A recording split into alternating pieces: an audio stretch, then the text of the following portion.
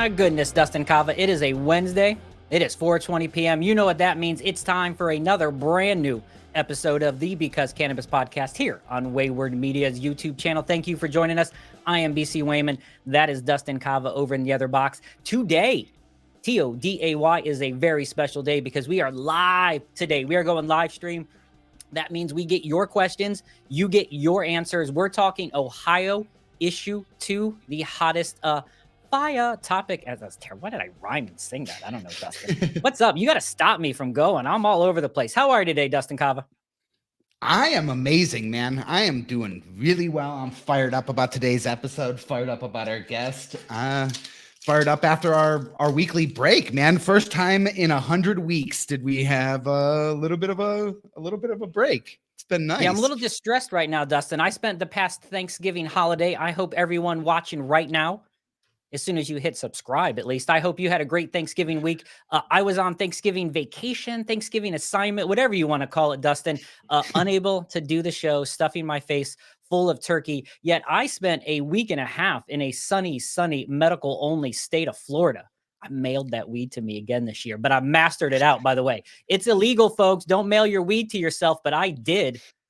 And it was awesome. Had it all figured out, had the plan going, smooth sailing. I can't tell you my plans. This is the internet. I'm not putting my secrets out there, but don't carry it on the plane as you're going. So I found a way to get it to me. But Dustin, you look way more tan than I do. And I just spent 10 days laying in the sun. Well, you know what else? You look more like the rule breaker between the two of us. It's the mustache. It's the mustache. It's the mustache, everyone. Oh, man. Had to lean more into the... Go ahead. Oh, you didn't miss anything, man. It was cold. It was cold this week. It was cold this week, but it is heating up in the state of Ohio because we now have adult use cannabis, sort of. Maybe we do, maybe we don't. That's what we're going to talk about today when we talk issue 2 Q&A. Your questions, your answers. We have Tim Johnson from Cannabis Safety First coming up here in just a little bit. So we're looking forward to talking with him about that. We should say, if you are looking to get involved into the cannabis industry, if you've thought about, hey, I could do this, I could create a cannabis company, we've had the opportunity to create a series with cannabis entrepreneur OG Andrew D'Angelo called Budding Minds, Breaking the Cannabis Code with Andrew D'Angelo. Or I should say, first episode right now, breaking the consulting code or cracking the consulting code, something like that. Out right now. I'll get it eventually on YouTube. It is a wonderful insight into how to choose the right consultant for your cannabis business or any business. Episode 2, all about entrepreneurship and what you should do, coming out soon. It's going to be 90 minutes. Episode 3, all of them out before the end of 2023. It's going to be 90 minutes of amazing content about entrepreneurship in the cannabis space. So please check it out. Budding Minds with Andrew D'Angelo. You can find the episodes in our YouTube page right now. We would appreciate if you check it out. Yeah. We actually really do appreciate it. There was a lot of good work done with him so far. And I am so excited about episode 2. I really think he's just a wealth of information, just like our guest today. D'Angelo is just something else. Got Tim looking at something else. Tim, you know how we roll here on the show. We bring you in. Yeah, exactly. That's exactly what we do. Let's welcome Tim Johnson of Cannabis Safety First. One of my favorite things to do on the Because Cannabis podcast, Tim, bring our guests in when they're not paying attention. But you're a busy man right now, Tim. We are about a couple weeks in to Ohio voters, well over 55% approving issue 2 in the state of Ohio. And we are about a week away, maybe 1 week away from when this law is supposed to be signed into law as it is. And we are hot, and there's a lot of information, and people have lots of questions. So I'm super excited to have you on the show today to break it down. But first, give us a little bit about yourself. Tell us, who is Tim Johnson, Cannabis Safety First? Roll the bio for the folks who may not know you, Tim. Okay. First, hey, it's 420, so if you got them, light them. Light them. It's legal. Yeah. Light them. I lit it. Thanks, BC, and thanks, Dustin, for having me on again. I appreciate really what you guys do, reaching out to the Ohio cannabis community and beyond, and keeping people ethically informed on what's going on. Again, yes, everybody knows I'm Tim Johnson, founder of Cannabis Safety First. My background goes back into the last 8 years working to legalize marijuana, cannabis in Ohio. I worked with a group, the Ohio Cannabis Nurse Association, years ago. We introduced the white paper that led to House Bill 523. A couple of years after that, I worked with another individual, and we did for Senate Bill 57, I believe it was, the hemp program. I've focused and stayed at the House, or at the State House, for the last 8 years, focusing on criminal justice reform, drug policy reform, law enforcement reform, and so on, to get some things done down there. And I've had some very good success. Thanks to everybody in Ohio now for the passage of issue 2. For all of those of you that went out and voted, thanks to the sponsors and the supporters for getting this on the ballot to give us a chance to go vote for it. So we do have an adult choice legal cannabis program in Ohio now, recreational, for old school, whatever you want to call it. It's there. So that's a little bit about me in a nutshell. Other than years before that, my work and so forth entailed being an Air Force veteran and working in law enforcement. So I've been from the streets to the State House, to, creating the program and so forth. So I have a pretty well in-depth thoughts and knowledge of what's going on. I'd like to share that with everybody to hopefully get some good positive information out to you today. I think that should be the name of your first album, From the Streets to the State House. Tim Johnson, rapping lyrically, Streets to the State House. Thank you, Tim, for joining us. We're going to get to what is coming soon, right? We're going to get to what Ohio Issue 2 could be. We'll talk about some of the legislative measures that are happening soon. But let's right now, because I think a lot of people want to know, between now and December 7th, between now and the date when it's kind of signed in, between all the harumphing, what is technically legal right now? Like, can we start growing right now, or do we all have to wait until December 7th? Has anything changed, or is there anything that is kind of actually legal for folks today? Right now, it's business as usual. We're still, under the medical program. The adult program has not actually kicked in yet, so none of that applies as of this date.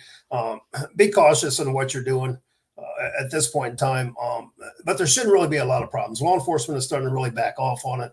They're understanding what's coming. To try to kick in some cases right now or close out some investigatory cases they may have going and so forth may be fruitless to them. We may see some cases in court now that maybe the arrest happened, prior to the passage of issue 2, but it's definitely going to play some impact on it if you got a good attorney that knows what they're talking about.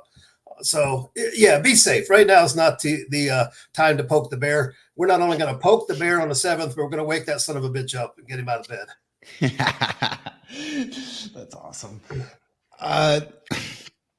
Yeah, I mean, so what is coming before the 7th? What exactly needs to happen before things take into effect, and what could possibly change? Well, right now at the State House, and I will have to give Senator, the President of the Senate, Matt Huffman, kudos. The legislators, both senators and representatives, Democrats and Republicans, have both been working diligently since early fall. They anticipated issue 2 to pass, even though they, spread some fear-mongering propaganda about it. They still anticipated it to pass, so they started working on the language right away.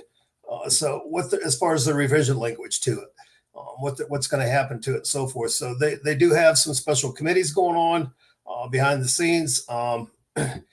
Some bills are being introduced, as you've talked about, the House Bill 341, there's House Bill 326 as well. So you're going to see things right now. There's kind of a scurry at the State House on next week in the sessions and in the committees that I'm aware of. A lot of stuff's going to be introduced. A lot of stuff's going to be redacted. So it's going to go back and forth, and we'll see what will happen as far as a final outcome of what they'll introduce on the 7th, which will be good news. We will have a program, so there's not a problem there. Most of the stuff will stay intact. Just some of it will be tweaked and so forth. I don't believe that on the 7th that they'll have all the rules promulgated to go under the OAC 3780 section. They may not even have all of the laws, the statutes created under the ORC 3780 section. But they have the right to, they have like a 90-day clause, I believe it is, for any legislative amendments or revisions to bills that are coming in to extend that out. But the first thing that we want to do is put a blanket policy for an affirmative defense for cultivation, home grow, possession of the 2.5 ounces, and then consumption on private property, private places, and so forth. We would put a blanket policy out there for that to protect everybody under those limits. Now, if that bleeds over into the illicit market, so be it. That's what has to happen for a while until we actually create the actual rules and so forth. Ohio may be totally legal for a while until the legislators stop procrastinating and get it done. Now, I'm not speaking on behalf of those that are running around with a whole truckload of flour in the back and so forth, taking it to Jimmy down on the corner or whatever. But other than that, yeah, if you're kind of compliant between now and then, you're pretty good to go. All right, we'll talk a little bit about some of those changes. I want to get into House Bill 341, maybe a little bit about 326. And in fact, Tim, in just a little bit, in 10 minutes or so, if you're still around, I'm going to go ahead and play some of Matt Huffman's comments, and I want to get your kind of reaction to those. But I'll tell you, we got a comment from the people watching. We appreciate you watching right now on YouTube. Please give us a subscription. We would appreciate it. Every single week, brand new cannabis content recorded in Ohio, but all sorts of guests from all over the world, including Jorge Cervantes from Spain, had a conversation with Dustin and I. Who knew? You can find that episode below. So we have a comment from Jessica Johnson here. Tim, do you know of any events taking place before December 7th? There's a lot of conversations. We'll talk about some of these bills, but obviously that feels like a lot of politicians politicking behind closed doors. Is there any events coming up before 12/7 that Ohioans can attend to make sure that their voices are heard? Actually, there are. Jeff Korf with Galenas put a post out not long ago up in Northeast Ohio. He's going to be sitting on a panel up there discussing issue 2. And I'm not sure, I forget which day that's on December 5th here in Columbus, Ohio. The global cannabis, Zuber lawyer, is putting on a program here. I'll be appearing on that event as well. We have 2 legislators that are key players in the creation of issue 1. As far as what's happening at the State House, several other attorneys, and some Bill Williams from Benaleaves here in town. He'll be there. Trying to think of who else. There's several other people. One from Pharma RX, I believe. One of their security people will be on the panel. The 2 legislators are Representative Jamie Callender and Juanita Brent. They'll both be there sharing their thoughts and so forth. So this is a free event here in Columbus. Global Cannabis Connect. It's plastered all over my social media pages. You get on there, something that you can come down. It's, as I said, a free event, and runs about 3 hours, 5:30 to 8:30 here in Columbus. And so it's going to be very informative. It's going to be right up to the last minute until everything happens on the 6th and 7th. So those are the ones that I'm aware of right now. And I'm sure there's all kind of pop-up little meetups and so forth of other individuals that are sharing some information on, what's going on and so forth. Besides events, is there anything that the average, voter should do before the 7th besides just attend something? Yeah, they should. There's a lot to do. And I've actually seen quite a few people putting out call to actions. And that's very simple. You just go on to the right website, the legislator.ohio.gov, and you find out who your legislator is. And it's just follow the links, and you can send your legislators. If you want to send it to all 132, send it to all 132 of them. Legislators, encouraging them to respect issue 2, respect the voters' rights, for the passage of keeping issue 2 kind of intact. You can send them an email, you can phone call them, you can try a smoke signal if you want. Whatever it may be. We got that on lock, sir. If you want me to send a smoke signal, I got one coming right now from in Northeast Ohio. I can send their way. You're listening to the Because Cannabis podcast live stream here every single Wednesday. Brand new episodes on YouTube at 4:20 p.m. We also are on Spotify and everywhere you listen to audio podcasts on Thursday. So brand new show on Wednesday. You can catch it on Spotify with video on Thursday, or anywhere that you listen to audio podcasts. Every single week, we're talking cannabis content with some amazing folks across the industry. Today, we're talking with Tim Johnson from Cannabis Safety First, talking about issue 2, talking about some of the changes that could take place. I want to show you something, Tim, on screen, and we'll talk about it for a few minutes. So what's happening now is there are various legislators who are trying to enact, changes. And that's what happens. We approve a ballot initiative, and then they kind of craft the revised code. And it is called a revised code because it revises often. So they're putting in their different bills. One of the first ones introduced was House Bill 326, which kind of talked a little bit about adding, some allocation to police funds. But what I want to dig into now, and let me pull this up here on screen for you, Tim, and then we'll talk about this information here. 1 second, easy for me to say. All right, get this going there. What happens when we go live, Dustin? All right, let me pull this on screen here. So I want to talk specifically about House Bill 341, which was recently introduced into there by Gary Click. I believe he's out of Sandusky County. Tim just talked about know where your representatives are. Sandusky County.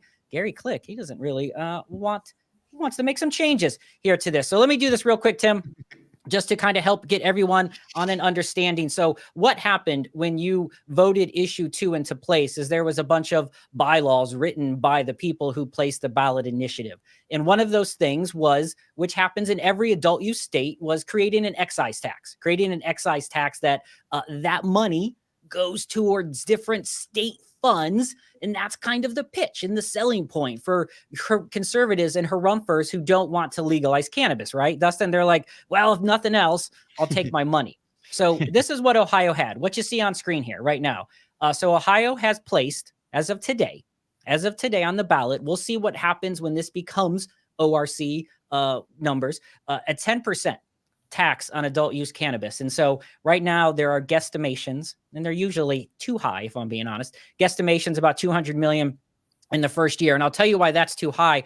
Look at what Michigan did last year. Michigan did 266 million, which was up 100 million from the previous year. So Michigan's barely ever broken 200 million, and they've had adult use for 5 years. So I find it, hot take incoming, unlikely that Ohio broaches the 100 million mark for a couple of years. I think the numerous unmentioned Ohioans that travel up to Michigan and 24-hour vacay up there, and just real quick, Tim, and I want to get your thoughts on this. So you can see on the screen there, just how to place in comparison where the tax revenue, this is just revenue from sales, the tax revenue from tobacco in Michigan in that same calendar year, 722 million. So you're talking almost triple the money comes from cigarettes than cannabis in Michigan. I'm going to assume Ohio is probably going to be close to those numbers, given our demographics are similar. So Tim, do you think we get this much in sales to account for, we're going to talk where the money's going in a second, but just sales in general, do you think we get 200 million? Do you think that's possible now, knowing what Michigan was able to do, and it was a banner record year for them? No, Ashley, I think it is. It's not going to happen within, I don't believe, the first 3 years. I think it's going to take a little longer for the adults to come out and actually start participating. Getting rid of that stigma is going to be hard. People, okay, I'm allowed to do it, but what does my employment think about it? What does my church think about it? What does the euchre club people I hang out, the golf course, and so forth? Everybody's worried about what everybody else is thinking about it when it's going to be legal. And I don't like to reference it to alcohol, but it's going to be legal like alcohol. 21 and over, it's your choice as an adult to participate or not participate. So I think Ohio, being one of the top illicit markets in the United States, one of the top 3 actually, and they have been for many years. And the amounts of money that they bring in here, it's very feasible if we include them in and through inclusivity in the businesses and so forth, that they'll start participating within the program, and we do see a chance of bringing in several $100 million in taxes to the state within the next 5 years. I want to put this in a bit of perspective for people who are watching right now, and you hear 10% of revenue. Is that a lot, as far as that goes? So just a quick reference. This is from taxfoundation.org. We'll put the link in the comments below. Taxfoundation.org has a really cool article. This is as of April 1st, 2023, but not that long ago, as far as states that have taxes on their recreational or adult use cannabis. And so just to kind of put it in reference, let's go down to where Ohio is going to be. We're not there yet, but we're going to be very similar to what Michigan is. It's a 10% excise tax on the retail price. take a look at, say, certain states where we are taxed more. In some is on retail, in some is on wholesale, where you're taxed, say, based off the amount. Or the state of Alaska, which, by the way, the state of Alaska, fun fact to impress your stoner friends at parties, the state of Alaska has the highest additional tax on cannabis, averaging $57 extra per $100 spent. So every $100 costs you $157 in Alaska dank weed. Just want to get that out there. I don't know what you Alaskans are smoking. So there's a lot of different numbers. Washington, by the way, one of the single highest states at 37%. So we're lower. Like, we are a fairly low conservative state. Even Illinois has a wholesale tax. And then you can see they tax it based off THC percentages and stuff in that state. So we're a fairly simplistic state comparatively, stuck in there with a lot of the M states, but even Montana, 20%, even Massachusetts, 10.75%. So as a whole, Ohio is a decent, I would say, kind of state as far as that goes when it comes to sharing that particular product. So just a reference. I want to educate you real quick why that's there. So now let's take a look at what Ohio is proposing, or what House Bill 341, how these changes take place. So in the voted issue 2, Tim, this is what the 10% was allocated for. 36% going to cannabis, social equity, and jobs funds. And they talk about it there, what they're doing, setting up people who are trying to get into the cannabis industry who may have had an indiscretion. Remember that, Matt Huffman. I got a quote from you here in just a few minutes. We have people who are struggling with maybe some past indiscretions trying to get into the industry. So 36% of this 10% goes for that. 36% for a host community cannabis fund. Very vaguely worded, but talking about within the community. 25% going to a substance abuse addiction fund, and then a final 3%. So 97% separated across, say, 4 categories. That's what you voted for. And Matt Huffman doesn't believe that you know what you voted for, but that's what I said don't throw shade on Matt Huffman, and here I am. Matt Huffman doesn't believe that you know what you voted for. Dustin, check the comments. See if they're trashing Matt Huffman. Don't do that. I'm sure he's a nice guy. No, so not. That's the plan. Just kidding. Who dare? So that's the plan. So here, though, now let's take a look at what happens, Tim, when the House Bill 341 takes that 97% that was allocated and it slices it into 5 sections now. Same 97%. They still leave, if you can see on the bottom, 3% for the Division of Cannabis Control. That's operational fees. That's going to happen. But 19%, 19.4% for those same 2, social equity and communities. And here's the changes. So they separate the substance abuse into research and education and addiction and recovery. And then they add the law enforcement training fund.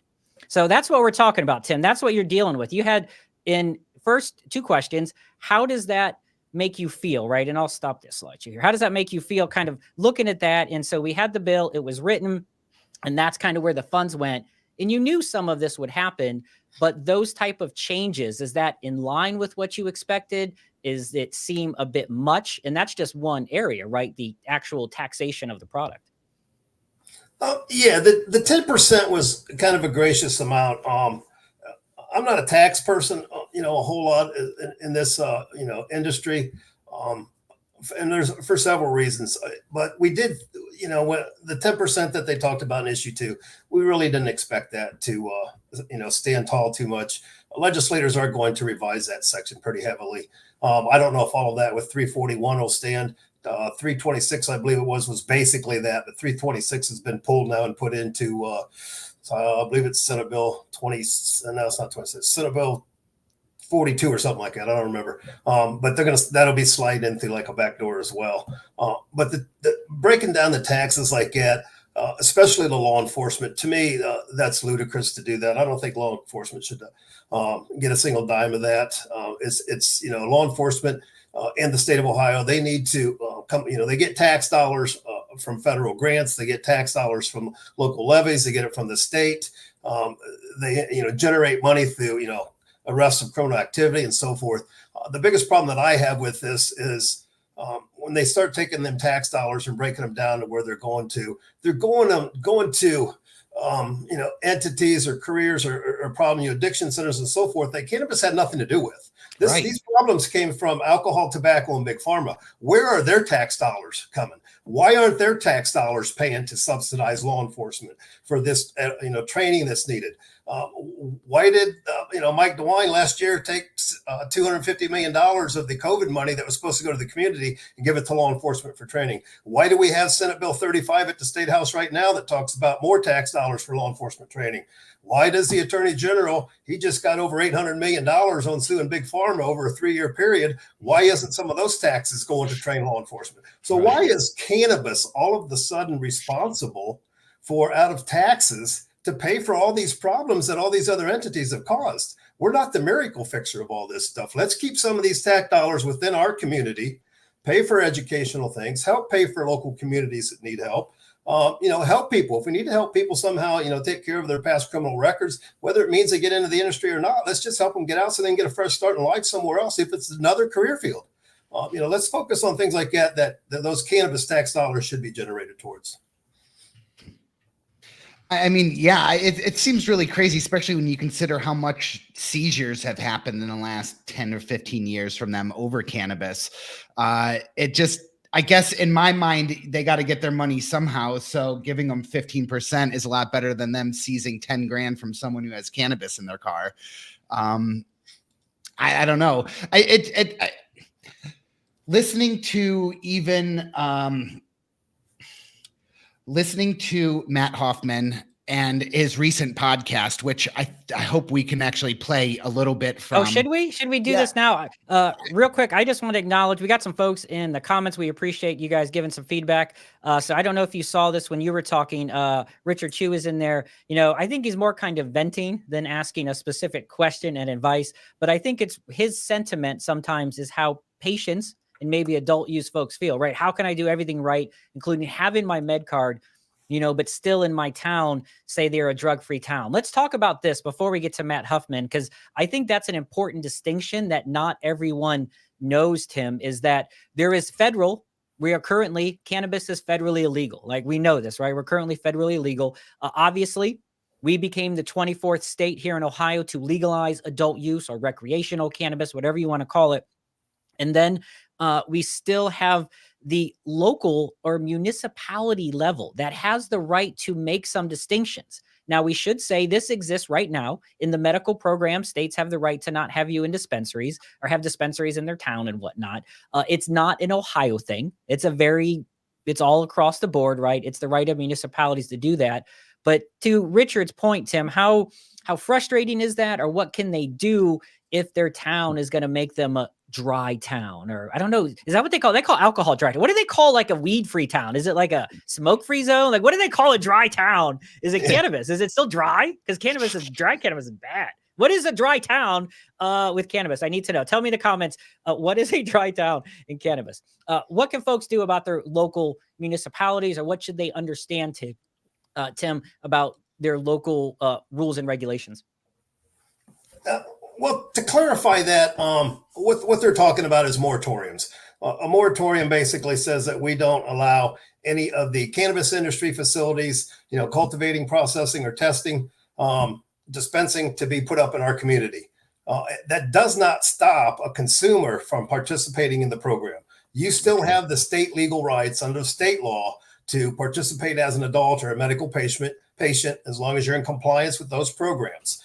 Those municipalities that have opted or to opt out of this will suffer the loss of any tax dollars generated from this. They won't be eligible for them. That's the kickback. But to them, it's like, we don't want to feed from the devil's hand. We'll go ahead and believe what you want, but we're going to go ahead and feed from whoever's hand's going to feed us here. And if we want to consume cannabis, we're going to consume it. So I'm basically invoking my, state law rights that, I still have a right, even though you don't want a dispensary down the street. I can go into another community, purchase from a dispensary, and come back to my house and enjoy it out on my back patio. Or drive through another county and not worry and not have the same type of fear. Yeah. You'll be okay. As long as you're compliant in the program, that's the key thing here, because remember, cannabis will still be illicit in Ohio. That's under the Schedule 1. So, but as long as you're compliant in the state program, being adult or medical, you'll be fine. Is adult based purely off age? Like, what if I behave like a child? I think that's up to the strain. Right? That's a conundrum. That's a conundrum. I just pinned both of you into a corner. You don't even know what the hell I'm talking about. You know who I'm not sure if I know what the hell they're talking about? Ohio President Senator Matt Huffman. All right, I want to play a little bit of stuff for you guys. The worst case that comes from this is I actually get acknowledged by Ohio President Senator Matt Huffman. Least case scenario is we just get to play this video and talk about it. But I think it's important because this came out, and I don't know if folks know the people who are help making decisions kind of where their heads at. So I want to play a little bit of this. I just have some sections. So what happens is weekly.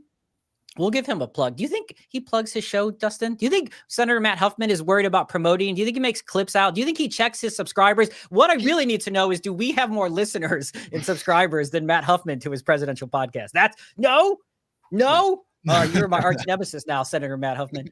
Me and you, I'm locking in. All right, let's play some of this video here. Let's see, where is that at? There it is. So he does this podcast every single week. Shout out to him. I wonder if he missed an episode to go on vacation. Probably. I'm not holding standard. So he's got this guy that interviews him. He's got like a guest host that comes into here. So we're going to start here right in the beginning. This podcast of theirs, it's available on YouTube. It's available on Spotify as well. Same as your favorite cannabis podcast, Because Cannabis. Also, right there, Google, we're right next to Matt Huffman. So this is him and his co-host. They talked a lot about issue 1, issue 2, and some other things. We're going to focus on the issue 2 stuff today. So here's kind of his opening statements on issue 2. Let's hope this works. Oh, you changed the time frame. Oh, I see that right now. I had it all queued up. Because it basically becomes Ohio. I don't have audio. That's good enough. Oh. I don't think I have audio. Do you have audio? I have audio. Yeah. All right, then we'll run it. We're running. And there are some glaring issues within the actual amendment. If you didn't have a chance to read it, one thing that really stood out when I was reading it, excuse me, was section 21, which talks about the level of THC, or the active ingredient that gives people the high from smoking marijuana. The industry, I like to call them the cartels, but the industry. All right, can I just pause right there? Please. Can we just pause right there? Please. Can we just pause right there that this guy's starting to talk about, he's starting to ask Matt Huffman this question about the program. And in the middle of this, whoever, I probably should know his name, but I don't, because you don't know my name yet. You learn mine, I'll learn yours. That's how we work here on Because Cannabis. Tim, right then, that right there alone kind of tells you what their mindset is when he says this little side eye wink to his crowd, his little, I'm not going to disparage him. They call the cartels. How does that make you feel, Tim? Well, the first thing I thought was actually he's interviewing the cartel. Yes, he is talking to Senator Jerry Serino. Well, just to clarify, we could just call Matt Huffman the El Chapo of politics in Ohio if we need to. Oh, snap. We're getting name called. It is what it is. So that right there just shows you the mindset of where they're at. All right, let's let him keep talking. Wrote it that the amount shall be no less than 35%, and then called that a cap. Actually, the language should be, if it's a cap, no more than 35. He just grammar botted you, by the way. He just basically was like a bot, and like he just did like a 4th grade level grammar check on the bill right there with that. Say, look at that side eye. Look at him. Looking at us. Looking at you. Looking at us right now. That's how I'm feeling. All right, so they got qualms with the 35% THC cap. Can you talk about why that's a big deal? Should we have qualms? For a second, Tim. So can you explain what the 35% cap is and what he's kind of talking about there? Yeah, it's very simple. They've just taken the language and twisted it, is all they've done. It's, simple rhetoric. May it be, misleading to some? It's misleading to some, but to those that wrote it, it was clearly understood that the 35% on flower is a maximum, just like the medical program. And the 90% on extracts is also a maximum. The problem with that is in a medical, it's 70%. Although we did try to go to 90% in the medical with Senate Bill 9, that may die at the end of this year. So it could weigh out either way. There's a possibility that could be brought down to 70%, or in the medical program, they could go ahead and take it up to the 90%. So those are maximums. These guys are just, trying to do fear mongering tactics here. It always amazes me how the scholastic, educated individuals, especially nowadays, that you look back into history, the whole thing about cannabis was all a lie. You would think that these people would stop dumbing themselves down and understand what the truth is nowadays, but it's a political game for them. They still live under that fear, stigma of cannabis as the almighty evil thing and so on. So hopefully they'll wake up someday and realize that, I have seen several legislators over the years whose family that were totally against it and then found out family members were using it and surviving from whatever ailments they had. And now these same legislators are all about cannabis. So it comes down to them. Tale as old as time, right? I hate it. Oh, it helps me and my family. I love it. All right. I want to keep going here because there's some good stuff in here. Let me play for about a minute here as he talks about this. So there's 10 to 15 issues that you want the General Assembly, starting in the Senate, to really address within this amendment. Yeah. And as I've mentioned a couple people before, when people go to vote on candidates or issues, they're not necessarily, you get to vote yes or no, or for somebody or for the other candidate. You don't get to say, well, I'm putting 60% on this guy and 40, or, hey, I'm going to check of these, dozens of things that are in here. I'm only voting for this, this, and this. The issue before the voters was, are we going to legalize marijuana or not? Oh yeah. We definitely didn't read anything voters, else. For example, know that there was going to be a preference for licenses to people that had formerly been convicted. So right now he's going to go through this smart list, this list right now, Tim. He's going to run through a few things, including that social equity fund we talked about, which, what people didn't know and didn't read. I want to get just your opinion on that conversation. We got a comment maybe about Matt Huffman right there. Thank you. All those of you watching, we appreciate it. How do you feel about the group of folks who are going to help decide the legislation, basically? And this enraged me. I got to tell you, it enraged me. And I don't even get that angry. How did it feel to basically, and I'll play a little bit more here in a second, have them say, you didn't know what you read. You just went, I want free weed. That's how basically what he said. He's like, you stoners wanted weed. You didn't bother to read the rules. Is insulting? Should I feel as insulted as I am right now? Yeah, you should. And I hope a lot of other people that have voted for him in the past that are cannabis consumers, open up and decide to check the other aisle, the other side of the box this time. Matt's blissful ignorance on that comment. Again, it's just fear mongering tactics, trying to get people. If you know, if this was put out before issue 2, so he's trying to get people to vote, against it. Is all he was doing. It's just, as I said, spreading, false information and so forth.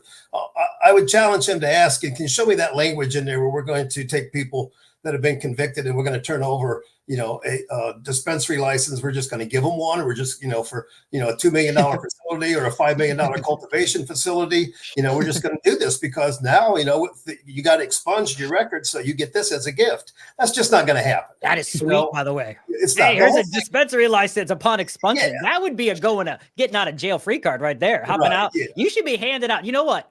Matt Huffman, I like that rule. Let's hand out dispensaries to every single person that's hopping out of prison these days. All right, let me get him a few more minutes in. I got a few more things I need him to talk about, and then we'll give his time. Let him keep going here. For selling drugs illegally, probably not very many people thought of that. And if you had a vote just on that, well, it would probably be. There is no vote that says I only want criminals to sell drugs. But it's hard to go through and source all that, especially with the din that is created with campaigns and this side saying this side saying people that. Tend to vote on a general feeling. Sure, maybe not. That's actually a fair point, though. If I'm going to give him credit, that's a fair just point. Like they do on candidates. I like this candidate, even though I don't like him on a particular issue. Generally, I like him, and or they vote, for a whole variety of reasons. So it's important for folks to go through here and look to see what changes are going to be made, which we think the public generally wants. I really need to give credit to Governor DeWine. He's going to go on and do a little bit of DeWine kind of a thing there. I want to get 2 seconds here. Let me get a little bit forward here and then start this section. Yeah. So what was in this, and you try to tell people, but it again gets lost in the shouting that. When a consumer pays the tax, a portion of the tax goes back to the guy who sold them the marijuana. That's how the the moneymakers. Okay, hold on. I'm gonna let him finish so this that they thought. could make more money, and that's obviously ludicrous. All right, so we just read what issue 2 said. We just read what issue 2 said, and he had 2 points. One of them that we're going to hand dispensary license to every petty thief on the street, and the other one that money is going to go straight back to the corporations that funded it. Both of which were not directly included into there. So I know it's politicking. This podcast, I'll put the link. We'll put the link below. You should check it out. You should be informed. He goes on for a few more minutes on issue 2, but then kind of stops. So Tim, you saw this podcast, you're getting the reaction. How you feeling about what happens next? So we know where they're at. We've seen some of the bills. We are exactly 1 week today from December 7th. What is your guess? What are your predictions? I know that you've been talking to people, Tim. I hear from people on the streets, or you told me before we went live that you're talking to people, Tim. So I feel right now, if you haven't been paying attention, Tim has just been in some meetings. Break it down, Tim. What's the latest word? What are we looking like? Trending up, trending down? Real quick, I think Matt stepped all over himself there, comparing an initiative to a individual politician there and so forth. And you probably don't even realize he did. But anyways, the good stuff is going to happen. We've got adult choice legal recreational cannabis in Ohio. Most of the bill will stay intact. There'll be a lot of revisions in it done. The tax thing is going to be pretty much manipulated to the way that the legislators want it to do, generated out through the avenues they want to do it. As we talked about before on House Bill 33 that created the Marijuana Control Board, that has a backdoor on it for taxes to go into the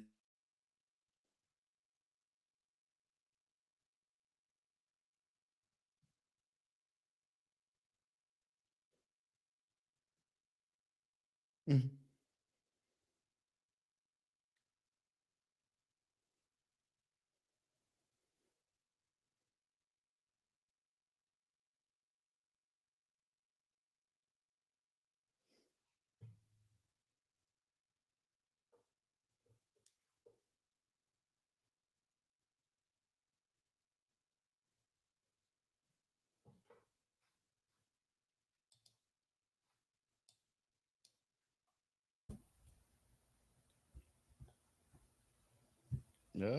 Sorry, I think the stream froze we're there back. for a second. There we are. We're back. Okay, so kind of picked up. I think Matt Huffman. Hold on a second. Yeah. Is that Matt Huffman interfering right now? Are they trying to I don't stop know. us? Could be. I can find out next week if you want me to. I think we're going to see some good things. Speaking, in some of the meetings I was in today, home grow is going to stay there. That's not a problem. There was actually some introductions of more plants per household, right? And there was a couple of less plants per household. And the less plants per household, of course, came from license holders who are afraid that everybody's going to start growing at home and nobody's going to go to the dispensary. How surprised they'll be when this actually takes effect in Ohio, because everybody wants to tinker around with starting out with home grow, but once they find out the amount of time and money and everything that's actually involved in it, when you've got another job or a life elsewhere, something like that, it's easier, under fair prices and safe products, just to go down the street to the dispensary and purchase. Yeah, and the object of choice, that ability to mix and match your medicine. So we'll say, we'll see that'll stay intact. We'll see our rights. Consumption, just like tobacco, wherever you can consume tobacco, you can consume cannabis. Hotels have already reached out. Some hotels that I work with on consulting and so forth. Their interest, if it's a private hotel, are they permitted? Yes, they are. Outside of their, if they have an outside area for smoking tobacco, they can go outside and smoke marijuana and so forth. And they prefer. I've had the hotel board of Ohio tell me that they prefer people to be the cannabis users versus alcohol users that come and destroy their facilities and so forth.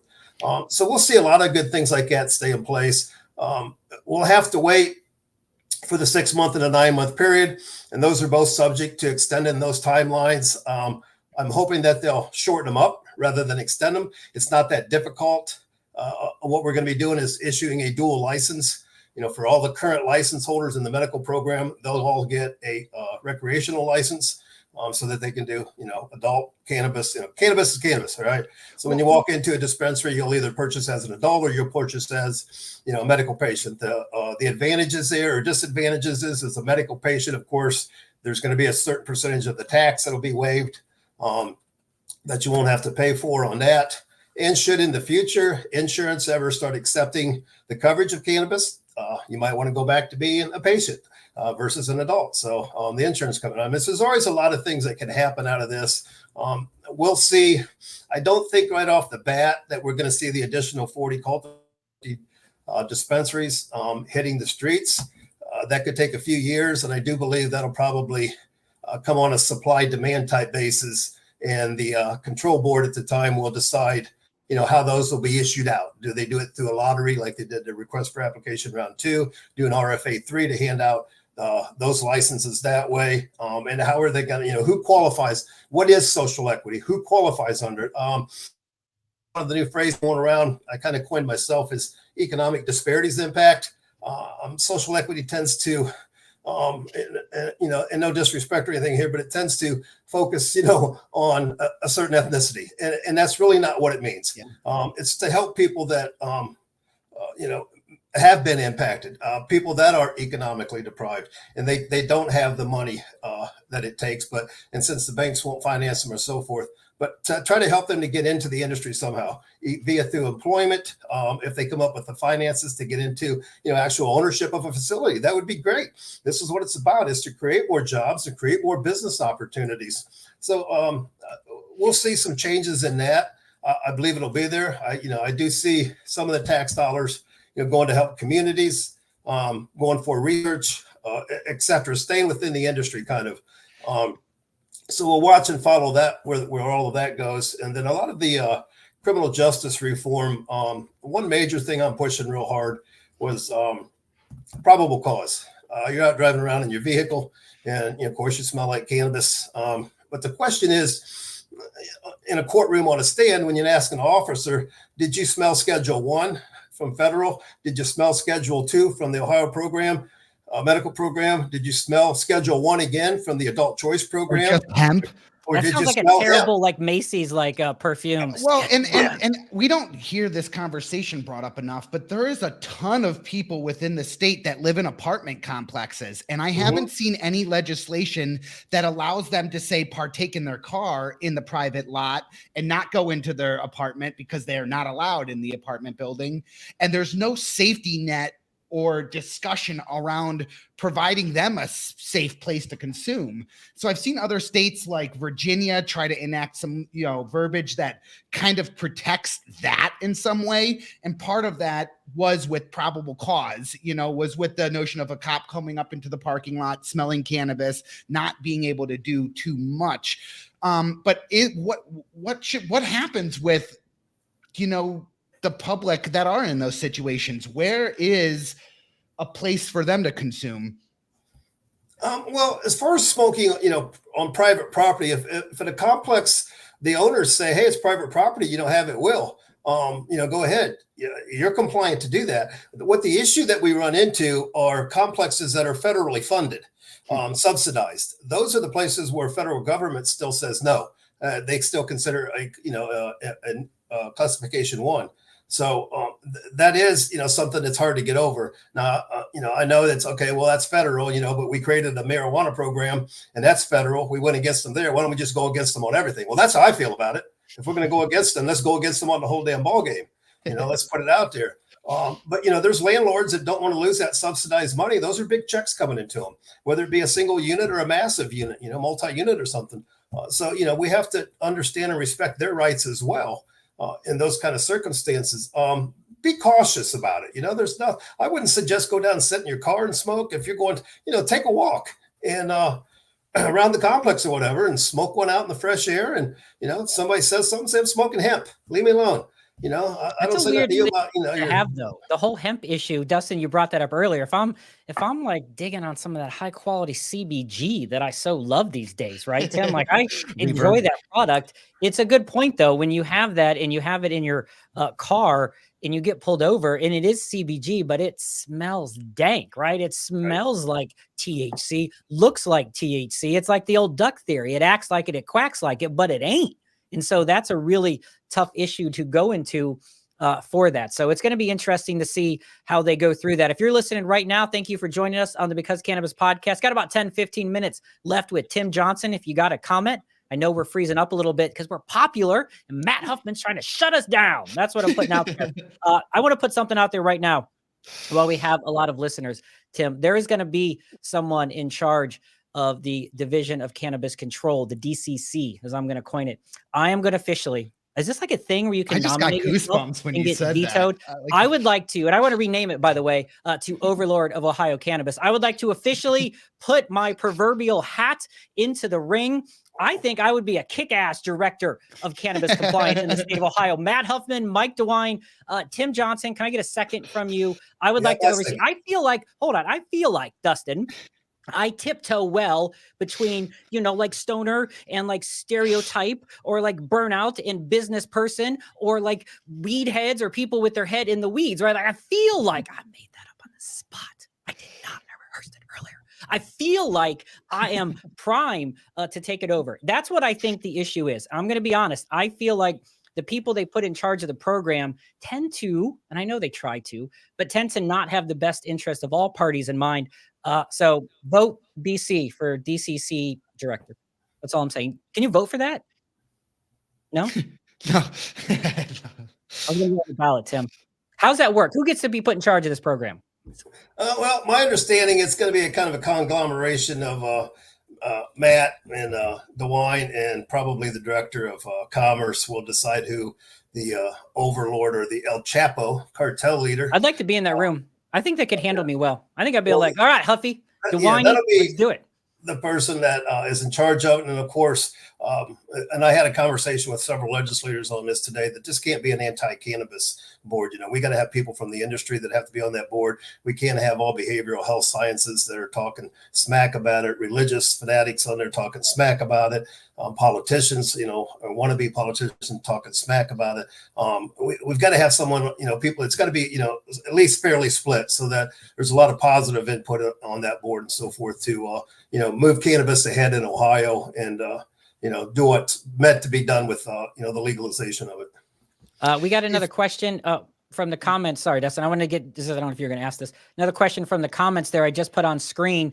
So we're talking about the cultivators, right? We have Senate Bill 57. We have the Ohio Agricultural Hemp Program put into place. Governor DeWine signed it in, July of 2019. So we have this. Is there anything that adult use is going to affect the industrial hemp growers on that aspect? Is it going to make it harder for them? Like, what do you think, at least legally or just opinionly? I mean, we've read some articles about the USDA talking about hemp cultivators who are also cultivating under a medical or adult use program may have the ability or possibility of losing their license to grow hemp because they're participating in the program. So I'm curious. I am also curious about something like that, where as they enter into the adult use market, are they going to lose some of the other freedoms that they're getting with hemp? No, I don't see that happening. The hemp program is controlled under the Department of Agriculture, and the two cannabis programs now will be controlled under the Department of Commerce. The only problem that these individuals might have would be their own neglect to try to go grow hemp with cannabis, and I guess, what do they, feminize themselves, or whatever, do to themselves, and fertilize each other, whatever, and they get above the 0.3%, and you try to say it's all hemp. So I would suggest that you different grow houses. Keep them away from each other and so forth. But yeah, this new law doesn't impact them at all at this point. And I haven't heard if the Department of Agriculture is going to make any adjustments because of it or anything. I don't see them. I don't see that happening.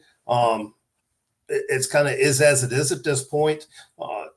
BC, you brought up a great thing about being in a vehicle, and having hemp with you. Just remember this: if you are in a vehicle and you get stopped, and you do have hemp, I don't care if you have cannabis, and that's like you got to join or half join or whatever, and they want to, take action against you. Well,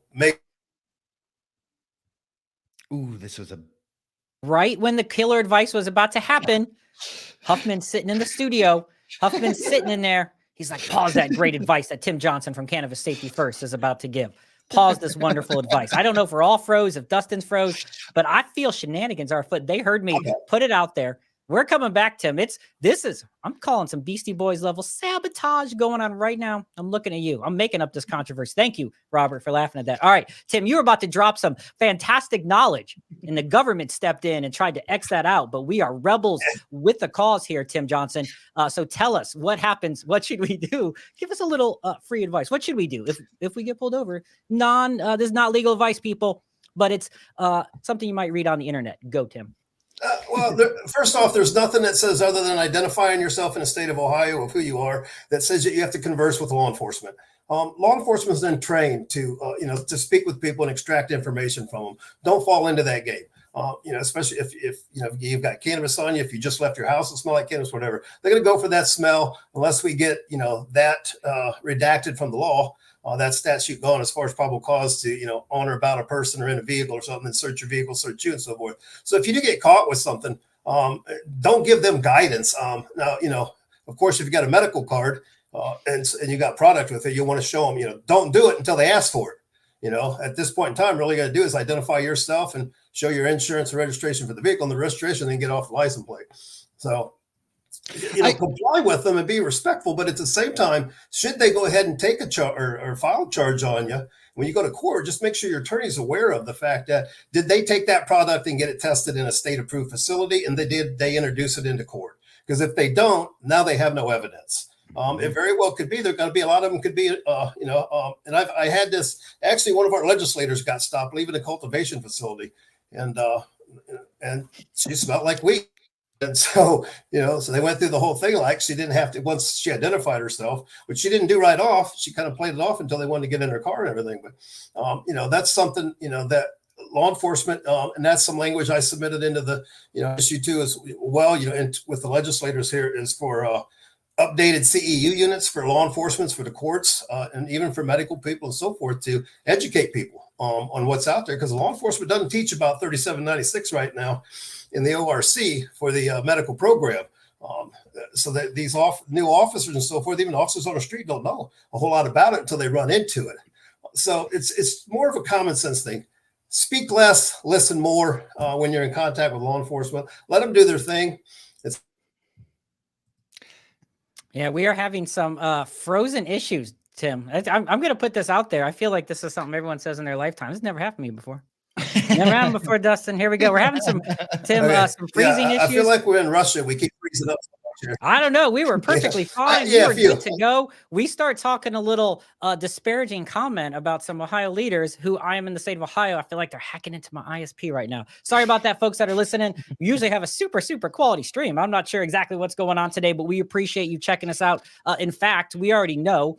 I think next week, Tim, after the December 7th passing, we're going to have you on one more time. We'll probably have you on a lot more times. We're going to have you on again next week following that date. There's kind of a second parter to this, kind of talking about the things that will come. And then we'll have some of the things that are going to come, because some of it's at least been crafted. A couple of big questions. We're going to get going here just because we're losing, for some reason, bandwidth. Yeah, there you go. I'm with you, Rich. Let's put it up there. We're going for that right now. Big question on everyone's mind. And I know we don't know the exact answer, but I want you to kind of explain it. When can we buy adult use cannabis? You can buy it now. You need a phone number or what? Yes, I don't need your number. What do you think? I want to know what Tim Johnson's dude is like right now. That's what I need to know. Let's get real. Where's that done with all the shenanigans of law? You got a good dude? Well, right now, Tim Johnson's got a good dude. That's one of the caveats right now. Even come December 7th, the dispensaries won't be available. So can you technically legally buy in Ohio's adult program? No, you can't. But that's not the fault of the voter or the consumer. That's the fault of politics dragging and not getting it done in time. So that's why I had suggested the cover-all blanket policy for possession, consumption, and cultivation to protect people in that realm right off the bat. And as we did with the medical program, when the first question came up of where did the cultivators get their home grow, set with Kenny Yuko, I says, well, why not immaculate conception? So if the adult flower you happen to get on December 7th, that was achieved through immaculate conception. Where it came from. I like the idea of the protection, though, going to Michigan temporarily until the system is set up and being able to drive back home with it. Whereas now, even as a medical patient, there's many issues with that. So I also am curious, though, in the current medical bill, I thought the last time I read something about it was that it had to stay in the container in which it was purchased with my scannable prescription on it for law enforcement to be able to scan it within their car and prove that it was mine or whatever. But I've also, I've wondered, I'm buying an ounce and I'm separating it into smaller bags and not carrying around my big ass jar with me all the time. What is the current guidelines for me to be moving around with my medicine right now? In Ohio medical program, as long as you're compliant in a program, and that cuts Michigan out. Michigan does not mean you're compliant in Ohio's medical program. In Ohio's program, as long as you have it in its original container and its original identification on there, and then your ID that as a patient, you're okay to go. There shouldn't be a problem. Now, I'm not going to tell you that law enforcement won't attempt to try to get an arrest. That's very possible, but I will tell you that in a court of law, you're going to be, I believe you'll be exonerated on that, dismissed. The whole point of going to Michigan and coming back into Ohio, state to state, yeah, that's an illegal thing, but it's more oriented towards federal. It takes a federal officer or an Ohio officer that's been sworn in by a federal officer on a task force or something to actually make charges on that. Now, if you go to Michigan, you buy 500 pounds and put it in your trunk and you get caught by Ohio coming back into Ohio, I'm sure they're going to contact the local federal agent and have them come out and file charges on you. Do you look at my trunk, Tim? Yeah, that can happen. But no, common sense. And Dustin, you hit right on it. Once it becomes, we start our personal cultivation at home. Where do we get the packaging? Will there be packaging qualifications? Most likely not. So it's going to have to fall under some kind of an umbrella of protection there of how you can identify yourself that, you're going to have 2.5 ounces basically. And hopefully we can. Does it have to be in the trunk? Does it have to be in a certain spot within the car? A locked glove box, a trunk? Is there verbiage that states that? There isn't at this time, but I'm sure there will be language will be promulgated for that to say that, this is where it's got to be within what they call a lunge area, which area that you can reach the driver or whatever in the car. My quad workout in. Yeah, it's more of a common sense thing, is what it's going to be. But yeah, don't worry about it. No, law enforcement does not have in the car scanners. They don't have access to you being a medical patient. That's a HIPAA violation. The only way they would be during a narcotic investigation where they have to go through the ORS reporting system and see what you get legally and what you don't get legally and so forth like that. Then they may see something, they would see it in there and so on. But no, they don't have that capability of doing that. And that, again, that would be violating a whole lot of laws for even them to try to do something like that. But it's going to just be more of a common sense thing when you're transporting it. I'm pushing for medical patients, I believe, are allowed to have like 8.5, 9 ounces in their possession and so forth. So why can't an adult consumer have 8 or 9 ounces in their possession? Let's not discriminate against one or the other. So it kind of boils down. The other thing to that is, as an adult, I can go to a dispensary every day and buy 2.5 ounces. So if I decide to make a road trip someday and hit up a half a dozen dispensaries, I've only bought 2.5 ounces from each dispensary and I'm on my way back home or whatever. So again, it comes down to playing the loopholes in the law. And if you should get in trouble or something like that. I call that a Wednesday afternoon, just driving around grabbing 2.5 ounces. If you're just checking us out now, thank you for checking out the Because Cannabis live stream that we have going on today. We have brand new episodes of the Because Cannabis podcast every single Wednesday, 4:20 p.m. on YouTube. Great guests coming up. We got a big guest coming up for episode 100 on December 20th. You cannot miss that. December 20th. We got a super, not that we don't love you, Tim. That's really sounds rude now that I say that. We're like, I got Tim Johnson here, and I'm like, I got someone way cooler than Tim Johnson coming up. Tim, you're awesome. But you this guy's are cool too. December 20th is our 100th episode. We were able to get a nice Hollywood celebrity coming for that. 100 episodes Because Cannabis, been doing it for over a year and a half now. Please check us out. Give us a subscription. We would appreciate it. Be sure to check out the beginning of the show. If you're just joining us now, we covered a lot of great information, talked about how the bills could change, talked a little bit about House Bill 341, talked a little bit about Matt Huffman in the presidential podcast and what their thoughts are, the people who are helping decide this bill. So if you're just checking it now, once the live stream ends, the video will be available on YouTube. It'll also be available tomorrow on Spotify with video, as well as anywhere that you listen to your audio podcast. So hit subscription here. follow on Spotify or wherever to get that. And then make sure you get the notification button, because next week we're going to have Tim back on. Next week, after the December 7th deadline passes, we'll get Tim back on the show. Probably toss another live stream up there. Get your feedback on where it is, Tim. Anything crazy? Like, let's go now as we end the show. Anything wacky or weird going to happen? Or do you think it's just going to be some minor tweaks? Is the cannabis community going to be all up in an uproar next week? I think the uproar would be a positive one, that, hey, we've got, we don't have to worry so much about being criminalized for being a cannabis consumer now. There is going to be some tweaks in it, but there's also going to be some very good points in it that they won't necessarily touch and so forth. But the best thing that you can do right now is next week, as we're talking about on the 5th and the 6th, Tuesday, Wednesday, if you can show up at the State House for the House session or Senate sessions in the afternoons, just come in and pack up the gallery or the balcony where people sit and so forth, and listen to what they have to say. We need to be there in unity to show them, that we are a community group. After that date, when I come back on the 7th, and I agree, let's do it at 4:20, because I'll actually be in one of a pretty large meeting that afternoon at the State House, another session possibly.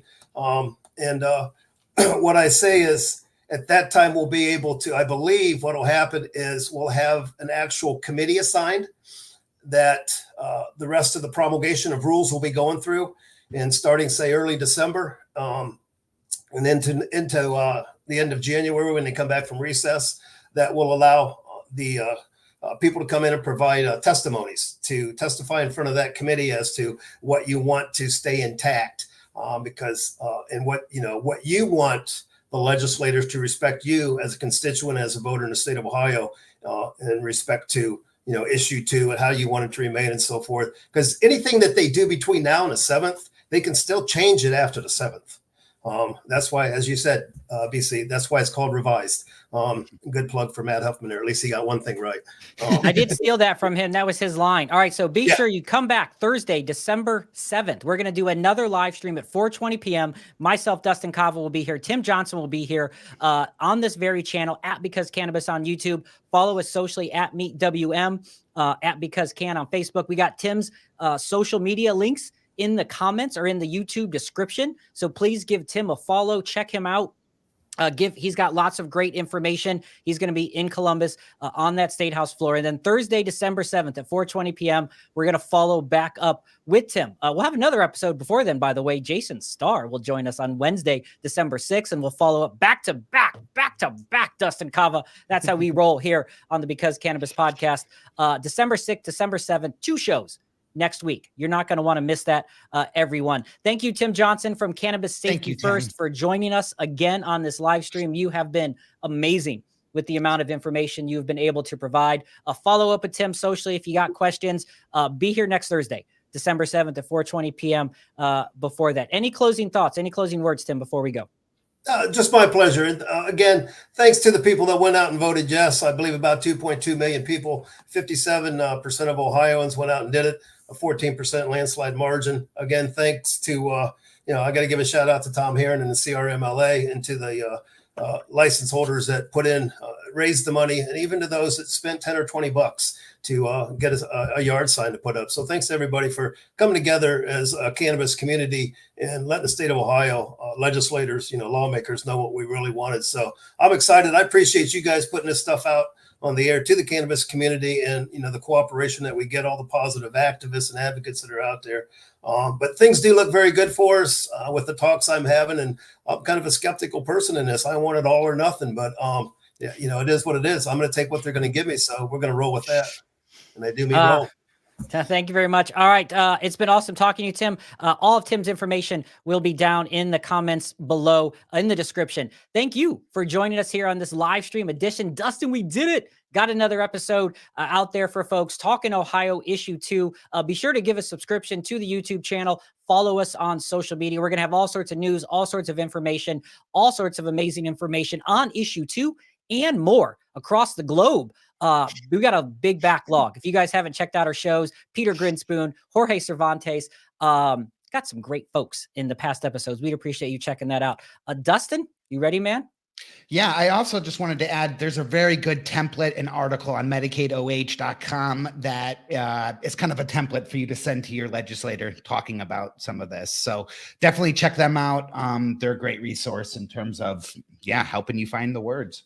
All right, everyone. Thank you for joining us on this brand new episode of Because Cannabis, every single Wednesday, 4:20 p.m. On YouTube, every single Thursday on Spotify or anywhere that you listen to podcasts. Check us out, everyone. We'll see you next week. 2 episodes, December 6th, December 7th.